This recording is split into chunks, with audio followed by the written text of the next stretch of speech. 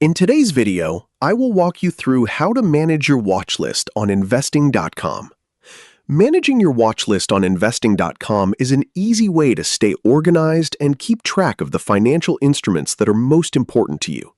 Whether you want to add new assets, remove old ones, or reorganize your list, the platform provides several tools to help you customize your watch list. To get started, open investing.com and access your account. From the main menu or your account dashboard, select the Watchlist section. This is where you'll find all the financial instruments you've previously added, including stocks, ETFs, cryptocurrencies, commodities, indices, and currency pairs. Take a moment to review the assets currently in your watch list.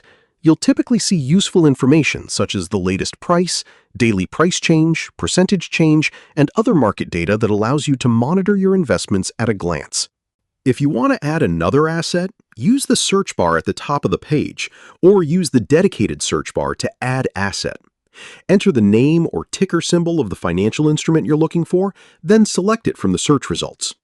On the Assets page, choose the option to add it to your watch list, and it will appear in your selected list immediately.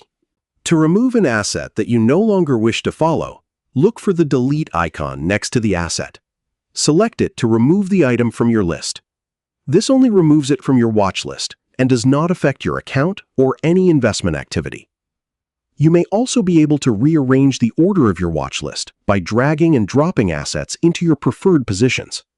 This can help you place your most important investments at the top for quicker access.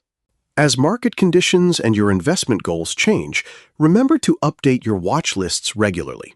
Removing assets you no longer follow and adding new opportunities helps keep your dashboard organized and relevant. And that's it. That's how to manage your watch list on investing.com.